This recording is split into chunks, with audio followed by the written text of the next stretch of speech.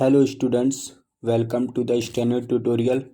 80 शब्द प्रति minute dictation.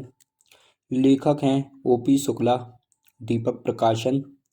Dictation 5 second से स्टार्ट होगा।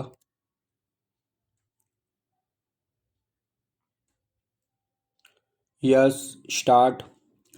देश की आर्थिक अवस्था का जो विवरण वित्त मंत्री जी ने हमारे सामने प्रस्तुत किया है वह संतोषजनक है।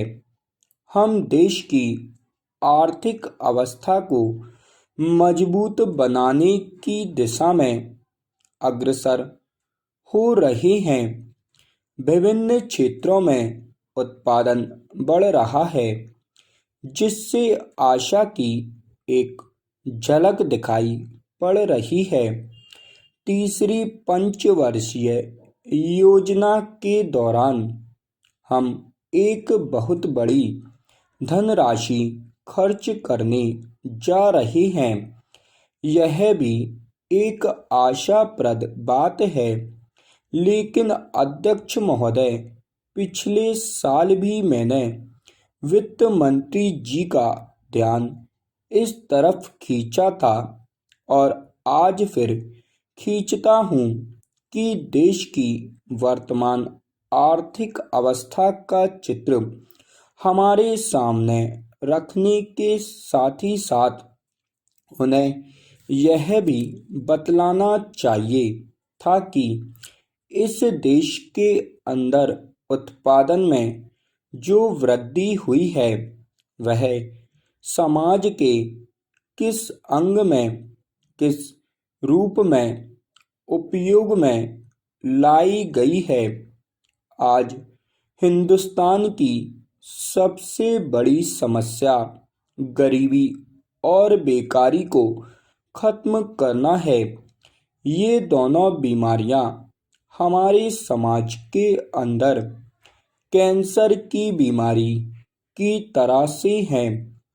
आज तक डॉक्टर यह नहीं सोच पाए कि कैंसर की बीमारी के लिए कौन सी दवा उपयुक्त है। उसी तरह वित्त मंत्री जी इस विद्या के विशेषज्ञ होते हुए भी इस बीमारी की असल दवा हमें बतलाने में असमर्थ रहे।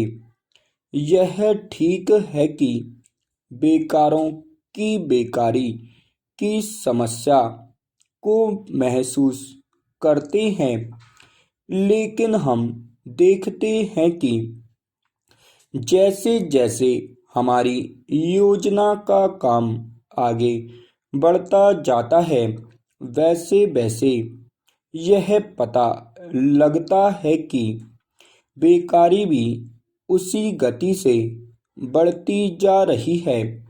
गरीबी का सवाल बेकारी की समस्या से जुड़ा हुआ है। अगर लोगों को काम मिलेगा तो बेकारी दूर होगी और देश से गरीबी भी दूर होती जाएगी। Paragraph change. मेरे मित्र ने यहाँ अपने विचार प्रकट करते हुए अभी कहा कि देश की उन्नति के लिए नागरिकों को त्याग करना चाहिए। मैं इस बात को महसूस और अच्छी तरह से करता हूँ और हमारे देश की जनता भी इसको अच्छी तरह से जानती है कि बिना कष्ट उठाए पूंजी जमा नहीं हो सकती और बिना पूंजी के विकास नहीं हो सकता।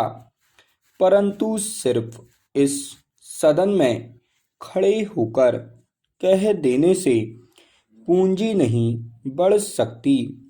जनता हर तरह से सहयोग करने को तैयार है, परंतु उसे रास्ता आपको दिखलाना चाहिए।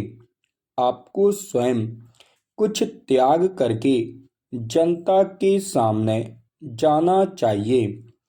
तब आप विश्वास रखिए जनता हर तरह से आपकी मदद करने को तैयार रहेगी।